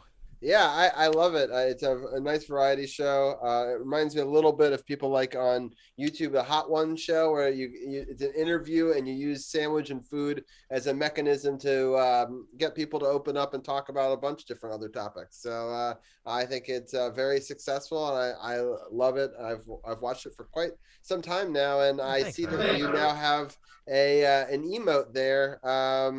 An animated one with a Pac-Man, so I'm happy to see. Yeah, this is your creation. I love it a lot. I'll show you in the chat if you're watching on Twitch tonight. Yeah, isn't that look cool? Stuart, I think we have a little bit of feedback on your end. I don't know if you have any headphones, but you're actually getting feedback on my end. I think it's on your end. Yeah. Modfather. Hang on, let me mute for a second and try and see if it's me. Okay. Yeah. I don't hear it anymore. Now we don't hear it. So Jesus, it is me. We'll make Modfather go search for headphones real quick. Well, I'll get your first take on a sport, and then we'll bring Modfather in just a second. So let's. First of all, real quickly, while we break in, you did say that you saw the All-Star game, so I'll just get your quick take on that before we get into the Olympic talk. But what were your thoughts on the All-Star weekend? Yeah, I think. Oh gosh, maybe it's not Modfather. Like I get my feedback again. No, he got and did his. Oh, I see. Okay. Well, anyway, yeah, for whatever reason, it wasn't an issue last week. That's interesting, but just to repeat my points on the elim system, like it's a really good tweak to this game. I agree with everything you all were saying earlier in the segment, where I mean, All-Star games in general just aren't very interesting because they know the game doesn't really count. So I think putting in the the set score for the fourth quarter helps make it more interesting. So I think it's a great idea, and I think it's worked out really well. But as far as the game of the weekend itself, I don't have a lot to say about Saturday stuff. I think it's wild that a center won the 3-point contest. That's just crazy. Like, Karl Anthony Towns is not by any means a guard or a forward. Like usually he's in the middle, and he went, and that's a really interesting side note. My favorite thing about the All-Star game was the NBA 75 ceremony. That was really good. I thought they really did that justice, and the bar was set high. If you remember the NBA 50 from about a quarter decade earlier, that was a big bar, and I think they did well for themselves. They covered the past, the present, and even the future to some extent. I mean, I don't know if James Harden is going to end up holding up over time, but that's just me. I don't really know, but good on him, I guess. I mean, he is one of the more prolific scorers in the league today. So, but all in all, really well done. I was really happy with it. Game itself, I mean, yeah, it was close. It was a good game, and not much to say. I mean, LeBron ending it with the fadeaway at the end. I mean, that was pretty cool. So, nothing but good things as far as the All-Star game. Yeah, sounds good. I know, Modfather, you watched the NBA the least, I think you said, of the major sports, but did you watch any of the All-Star festivities at all? Oh, God, no. That's fine. That's fine. Like, yeah, I mean, like we were saying, like, it's All-Star games in general are just can be kind of, I'm kind of with Champ in that, but it just happened to be on, so I totally dig it. Yeah, that sounds good. All right, let's get into some different topics that Stewart would actually want to watch. I don't know if Stewart, did you send me your top list? I don't. Oh no, I never did I? No, but that's okay. We'll just go through. Give me your. We'll start from the top. What is your favorite moment that you saw in this last week, and then we'll work our way backwards for time. Two things I really liked, I thought were really cool. Norway set a record for the most gold medals won by a single country. Norway just lives for their Winter Olympics, so it's kind of cool to see them, run away with that many medals and do that well. Neat factor. And Finland winning the gold.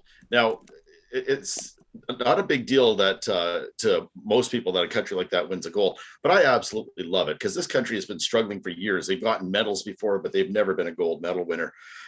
So them winning the gold is really neat. They did it with very, very good hockey, very sound hockey. Slovakia is another one. They got the bronze. It's the first medal they've ever gotten in the Olympics in men's hockey, right? So two really neat things that I saw happen. I thought were really cool. What really bothered me is I watched the Finnish-Russian game for the gold medal, and the game ends, and they go to the Canadian announcers, who are Hockey Night in Canada announcers, right? And one of them sitting there going, "Oh yeah, they should enjoy this because in 4 years it's all going to change when they allow the NHL players." And I'm thinking, "Oh my God, what are you doing? Canada didn't stand a good enough team to win. Live with it and get on with it. They won the gold medal. Who cares? We all had to play under the same rules. It's not like they went there and they beat us because they sent better players than us because they had better rules. They have a country that has their own professional league.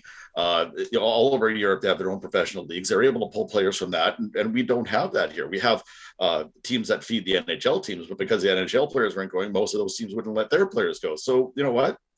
Good on them. They won, and it was good. It was decent hockey. It wasn't, NHL caliber, no, but it was really good hockey. So I had fun watching it. It was kind of like going back to the old days before they allowed professionals to play, and Russia would send a professional team. So yeah, for sure. What are your thoughts on the gold medal count and some of what Stewart was saying, Davy? Well, now didn't Finland like win one of those games in the shootout? Like they were kind of going toe to toe. I'm trying to remember if it was against USA or whoever, but that got pretty nuts. Yeah, It was U.S. did lose in a shootout, but who was Yeah. it to, Stewart? Do you remember? I watched the game and I can't remember who they lost It's to. like they tied the game. Like they were down, and the U.S. tied the game, and then they went to the shootout and they lost in the shootout. So that was a very, very exciting game. I did catch that. I just don't remember who the other team was. Yeah, they lost. They lost on the same day that Canada did. I thought the Americans actually had a chance to go pretty far, and Yeah. I was rather disappointed when they lost because I thought, oh, they have a good chance. They have a decent team, but Yeah. no, the European teams were a little bit better than everybody else. So Yeah. Slovakia. So no. Oh, was it Slovakia? That's right. Yeah. oh, Slovakia did beat them. And well, Slovakia Yeah. ended up with a bronze, so Slovakia was no slouch, obviously. So No. Right. Not just Slovakia, right? So they Slovakia. That's so good. Wait. So I did want to. Oh, go on. oh yeah, no, go ahead, Davey. I was just, you asked about the Norway medals. I give them a lot of props. I mean, they really dominated some of these events, and particularly the speed skating. Like that was just a mastery by them. Like I'm happy for them too. They definitely, Stewart's right. They really do live for the Winter Olympics, and good on them. I will give a shout out to Germany too. They just owned bobsled. Like every bobsled event was like the Germans were getting the gold, and they were sweeping the medal stand. It was just like crazy. So good on them too. So those are my thoughts to start. Yeah, for sure. I saw that you really wanted to talk about our friend who's been so good. Sean White has just been, constant gold medal winner in, all the X Games, and, been to so many different Olympics and really put the sport on the map in a lot of ways for a lot of people. And Davey, talk a little bit about your thoughts. I know he didn't get what he had hoped for to end it, but he felt like he inspired so many, and I think he's such a great ambassador for the sport. Yeah, 100%. I mean, obviously not much to talk about with what his performance was at these Olympic Games, but there was something to that last run where you could feel the finality of it, and he could even see the emotion on his face. And the interview that they had after, I don't know if the dad went on Canadian TV, but the people at NBC were interviewing him, and he was crying. Like, he was just bawling, like talking about just summarizing like this incredible career he's had in all the Olympic Games and all the success. And as you're saying, Robbie, like he means so much to the sport. He means so much to the Winter Olympics. He kind of legitimized the sport that, previously had really only been featured on ESPN or even ESPN2 for the X Games. It was really good to see somebody who's really great at what he does. And it's just that he was for a while a household name, and it was a great career, and I'm really happy for him. So that's pretty much all I had to say about it. The sheer emotion he displayed after the fact, I think, kind of shows how much of a human he was, and we can all respect that because I just think he was really great at what he does. That was also one of my top moments for the Olympics, mostly because when he finished, he got a standing ovation, and not just from the people that were there. All the other guys that competed against him gave him a standing ovation after his last run. So that kind of tells you what they think of him. So it was a shining moment for sure. Yeah, that's awesome. And Dave, I know you want to talk about Chloe Kim as well. Yeah, I mean, I think that it was just good to see her get the gold, and she was being her usual goofy self after in the post game interviews. I just wanted to hit the cap to her, basically. It's nice to see her do well again, and it's very interesting to see, people, good personalities win, and that's sort of kind of what stands out a little more, just like who she is as a person. Like that was really cool. By the way, Modfather, I did finally see that the lady that competed for China that you were talking about. Man, wow, she's a stunner. I had no idea. Like, wow. Okay, no wonder. No wonder. Like, dang. Like that. What was her name again? Like Eileen Gu. Yes. Eileen Gu. And so she did medal, and I was like, all right, good for her. But then it's like, wow. Three medals to be exact. 3 medals she got. Yeah. a gold and a bronze, and I don't know what the other one was. It might have been 2 golds Yeah. and a bronze. Like, I'm not sure on that. All right, so props to whoever was able to hire her for a modeling contract. Was like, damn, like that was it was impressive on many levels. I guess is what I would say. But You want to know the funniest thing in the world? When you're my age and you have a daughter my age, you don't look at girls like that anymore. And so, she popped up on my screen, and I thought, I want to see what she looks like. Then I thought, no, I can't go look. It's just wrong. Oh no, that's a good. I'm starting to get close to that age too. To be fair, like Well, having a daughter changed all of that, and it's the weirdest feeling. You're going to experience it in a few years, Oh, yeah. Robbie. Oh, yeah. You'll see what I mean. Right. Because once your daughter gets starting to, Robbie's gonna be there, yeah. Yeah. So yeah. it's an interesting. It's definitely a different dynamic having a daughter for sure. You can already kind of feel it. Oh yeah, you look at girls completely different. Yeah. Yeah, it's pretty crazy. So Yeah. it's what I wanted. I wanted to be able to experience both because like my son is such a sport and athlete. He's about to start learning baseball. He's already learning soccer and swimming, and so and he wants to like learn more and more sports and try to do that. So it's pretty funny. We've got a Shuppet in chat. It's a ghost Pokemon if people are interested in that. But I'll go. Stewart, tell us some of the other things that you liked about this week. What else? Oh, the men's 4x100. Yes, we moved up to silver medal in the men's 4x100 from the Tokyo Olympics. So that was pretty cool this week. I know that's not this Olympics, but Britain tested positive, and they had to go through the whole process, and it takes months for that to happen, right? Wow. So we literally went from the Canadian bronze in the 4x1 and men's up to Canadian silver. So there was no Americans on that podium, though, none whatsoever. I'm just pointing this out for Well, I'll tell you what. You talk about stealing medals. Like, how about the team pursuit where Japan had that thing in the bag, and then one of the ladies fell. Actually, if you watch, the Canadians had just gotten ahead of them. Had just slightly pulled ahead of them. So the Canadians probably would have beat them. But it's one of those things that you can't be sure. But they have markers on the track that they check, right? And they said the Canadians got to about 8/100ths of a second ahead of them from what I read, right? And they were it looked like the Canadians were going to win because there's only they only have that straightaway to go, and the Canadians were going faster the last 3 laps than they were, so they probably would have beaten them by 1 or 2 tenths kind of thing.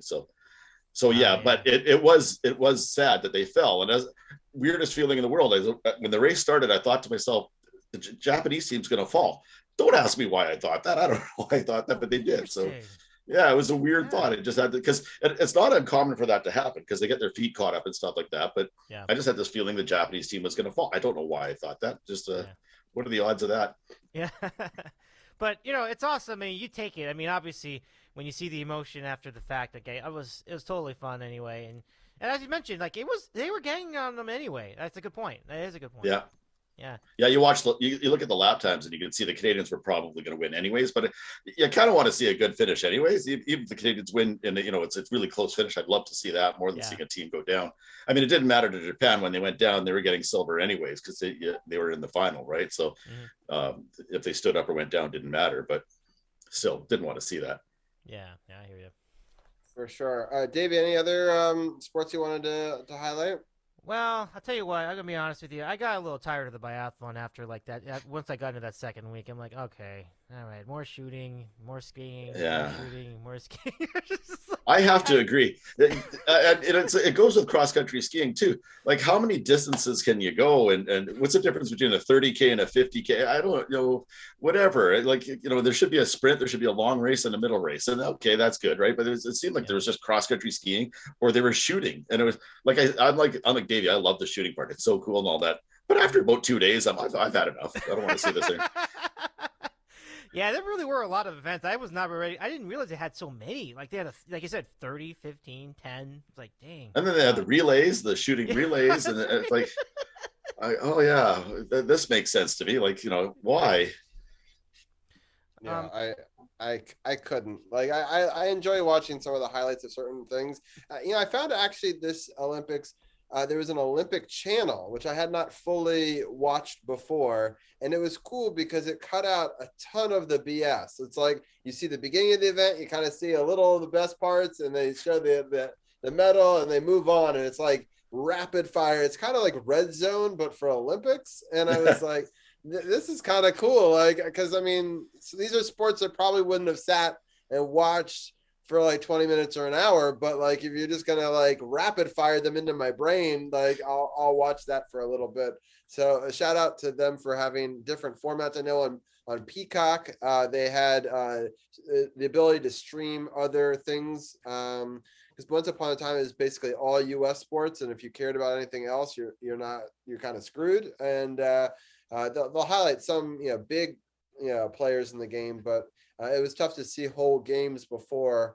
So it's nice that there's opportunities for fans of different teams. Like I know there's some Canadian fans that live in America, and before it was harder for them to find some of the games. So I'm happy that they're trying to open that up a little bit so people can see it. For me, I really love the summer games more than the winter games, and my favorite sport in the winter games is the men's hockey. So that was difficult to not have the NHL players play that, at least for me and my attention watching.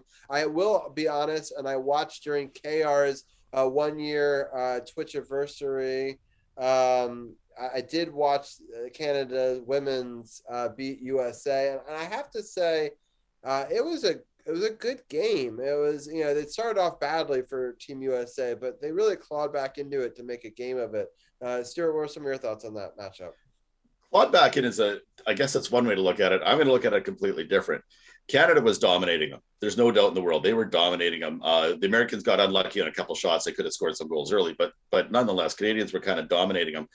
And then they got up 3-0. And this is a hockey thing that drives me nothing. 2-0 and 3-0 leads that drives me nuts, I should say, is the teams take their foot off the gas and they go, okay, we got the lead. Let's try and hold it now.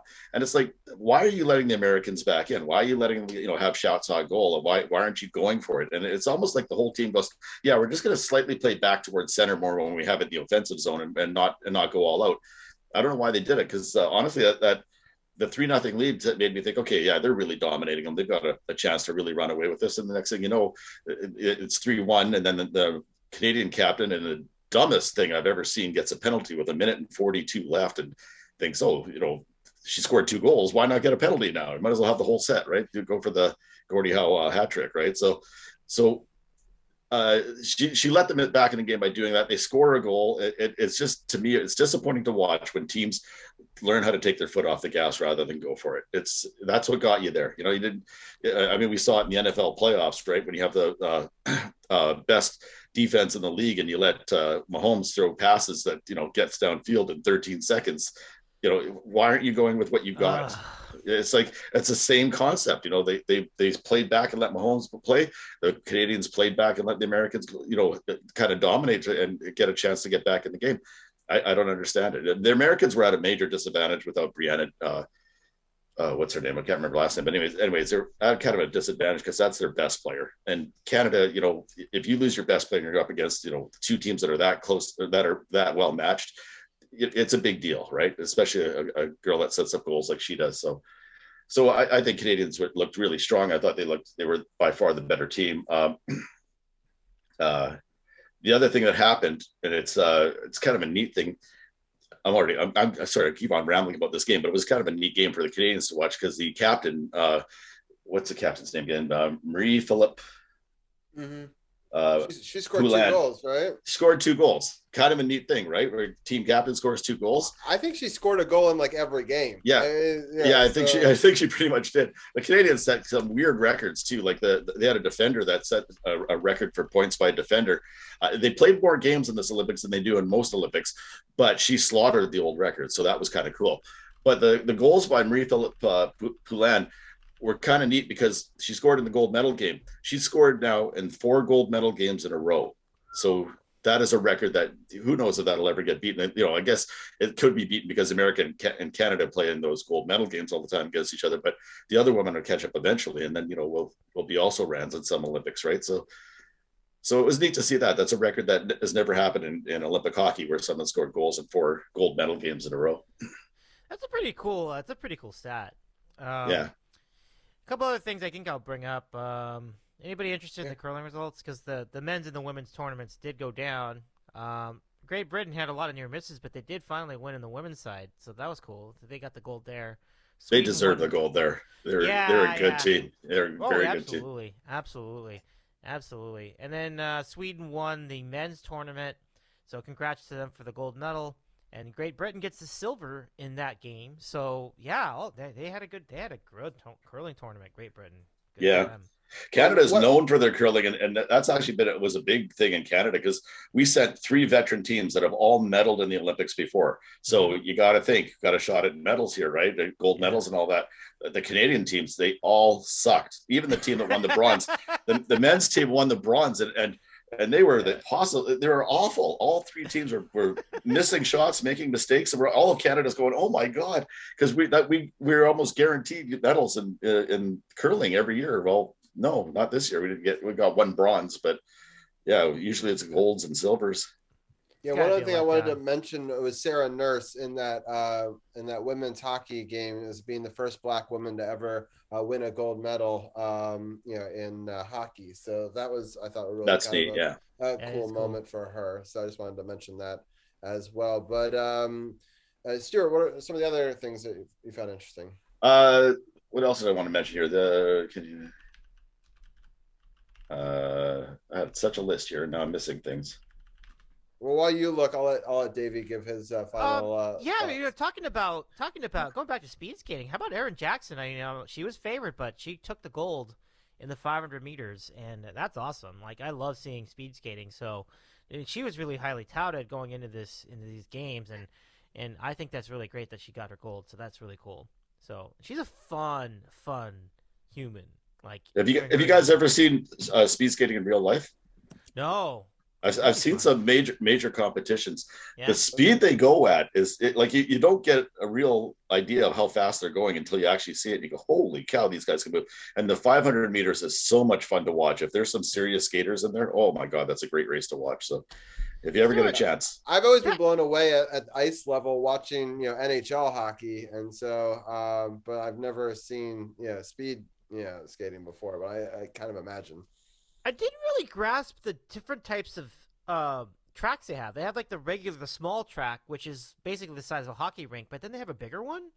oh yeah, much larger. Yeah, 400-meter tracks they were That going. is cool. That is cool. Yeah. Yeah, that's pretty cool. I one of the things I like about the NHL All-Star Game is they often have speed skating competitions. It's kind of cool to see NHL players do some of that work. Of course, Kuzi was hot dogging it and didn't do very well in it, but for me, I enjoy that because I actually I didn't watch it this year as much as I have, but I actually really do like watching speed skating. I think it's an interesting sport for sure.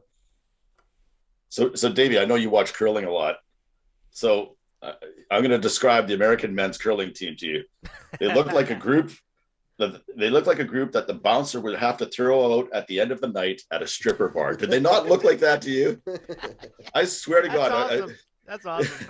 If you see these guys walking out of a bar at night, you're going to walk wide around them because you're going, yeah, these just don't look like good individuals. And apparently they're the nicest guys around, but all of them, you just look at them and go, they just don't look like the kind of guys you'd expect to see in the Olympics curling for for a medal, right? I love that description.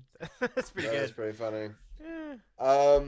All right. Well, I'll let each one of you guys give a final takeaway from the Olympics, and then we'll sort of wrap it up here and actually finish a podcast under 2 hours for once in my life. But we always plan like these 30-minute segments, and then somehow it still always goes like 2 hours. So, but I appreciate all the insight, and I can't watch all the sports, so I always love having these roundtables and be able to discuss it and having these snapshots to look back on. It's cool that this is the third Olympics we've covered now on this show, especially because they only happen, every 2 to 3 years, depending on if COVID happens.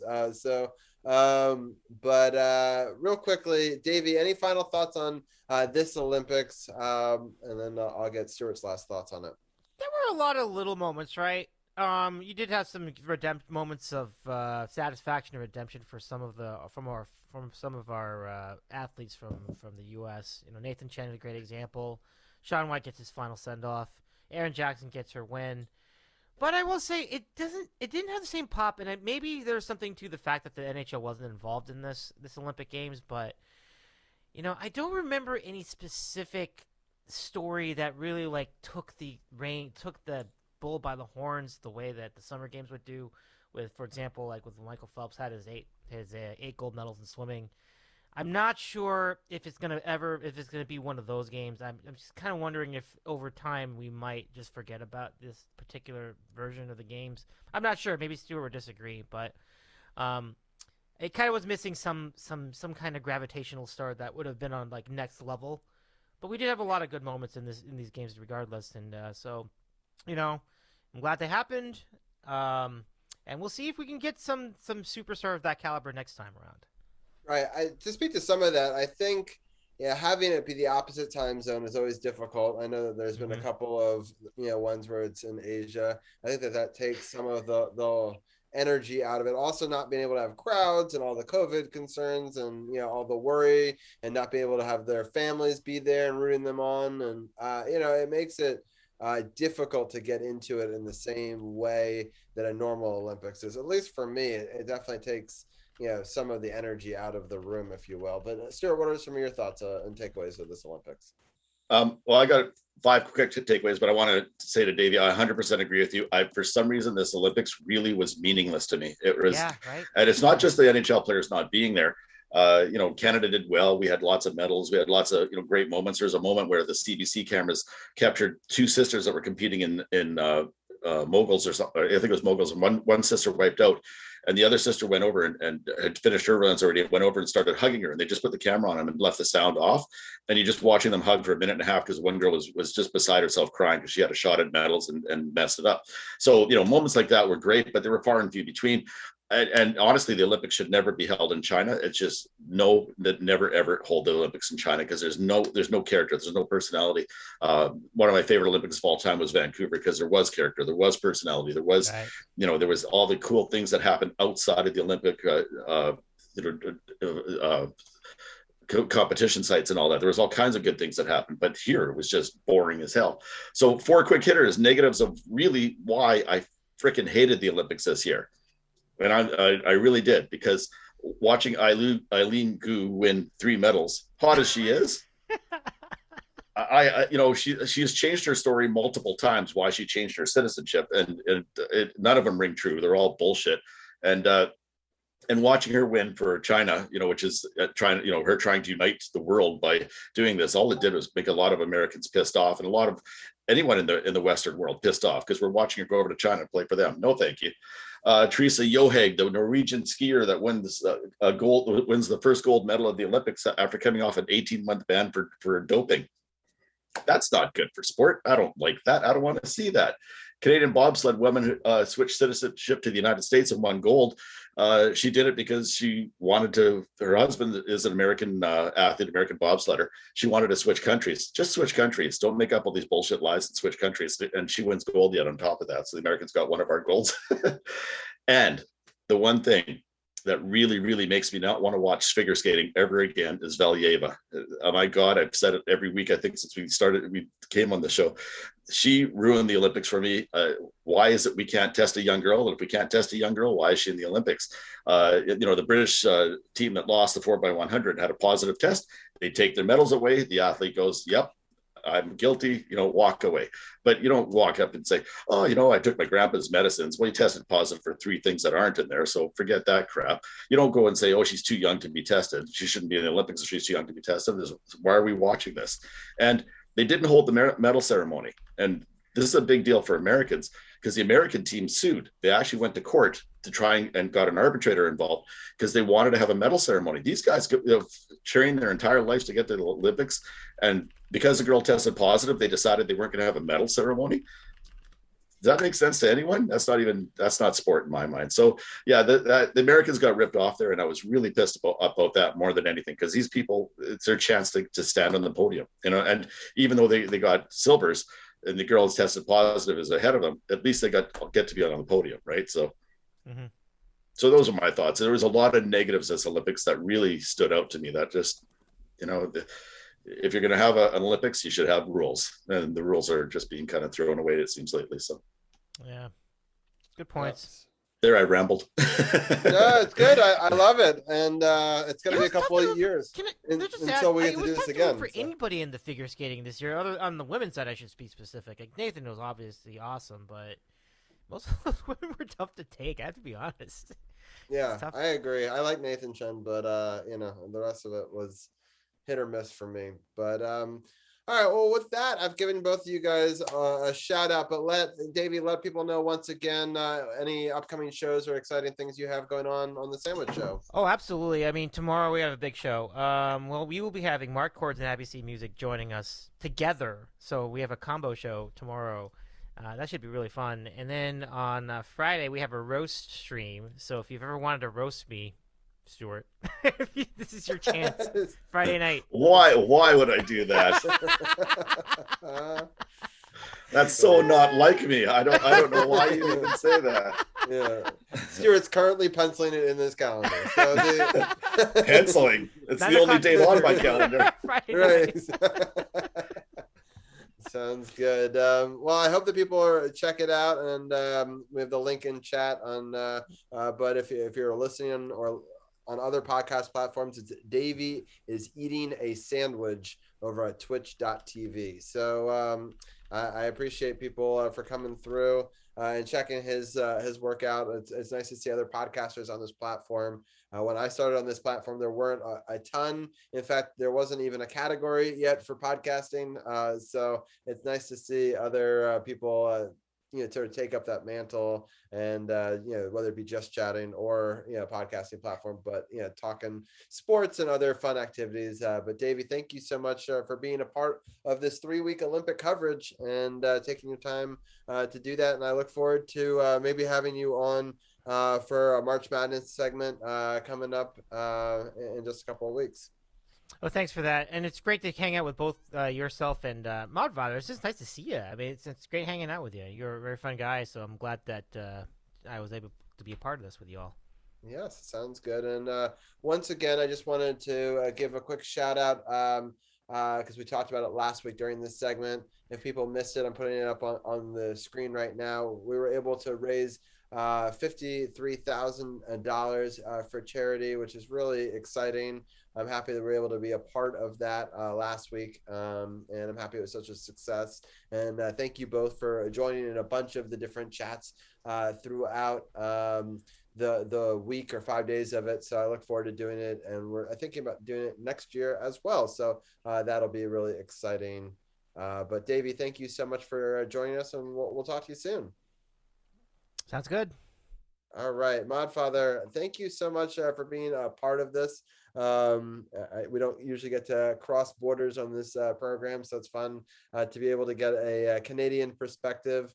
But we'll definitely have to find some other way to collab. I know you like lots of different sports, and maybe if our teams match up in the upcoming NHL, or if we somehow play Boston on a Monday, we'll have you back on or something like that. But any final thoughts before we let you go?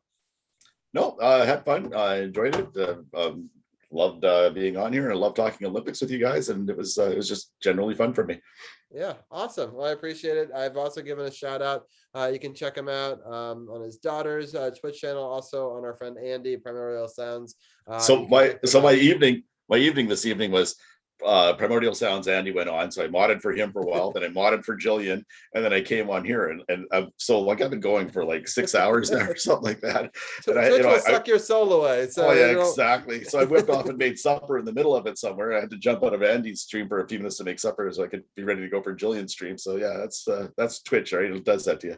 Yeah, I'm happy that you were able to be there for Andy. I wanted to be, but it was such a beautiful day here. It was in the 60s. We were running outside with my son, so I'm happy I had the day off. It was President's Day here in the United States, so that was fun to be able to celebrate with him. But in the 60s.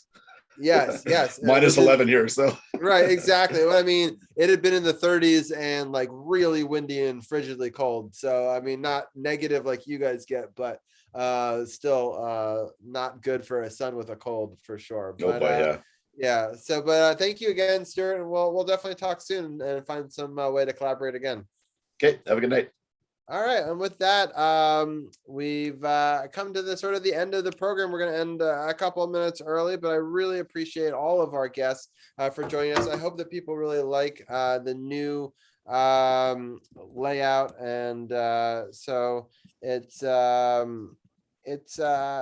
kind of fun to try a couple new things. People can see a live Pokemon catching counter if you're watching on Twitch, or if you're checking it out later on YouTube. You're probably very confused because you can't catch on YouTube. But I thank people for joining us. I'm going to continue to tweak the layout, so you can feel free to give me feedback on things you'd like to see added or changed. But we're going to give a quick little raid over to a friend of mine, Sarah Cameron Music.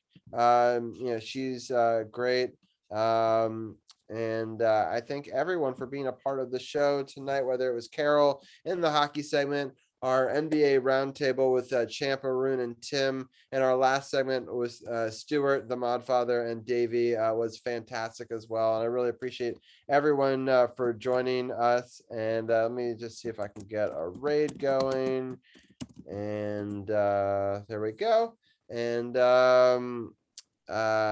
thank you, Davey, for wishing everybody well, and thank you everyone for joining in chat, and the 5 viewers that are going to head over right now and join us. I'm going to end the Facebook live one right here. Thank you for checking us out, and the audio recording as well. And we'll stop that recording stopped. And we're going to head over to Sarah Cameron Music. Thank you, everyone, for being a part of this. And you can definitely copy that raid message. And we'll be heading over now. I appreciate everyone again for tuning in. This is episode 261, Sports on the Hill podcast. We'll have our 6-year celebration coming up next month in March, and we'll be doing a lot of fun activities as we head on to season 7 starting in April. So thank you everyone for tuning in. I appreciate it, and come check out Sarah with me right now.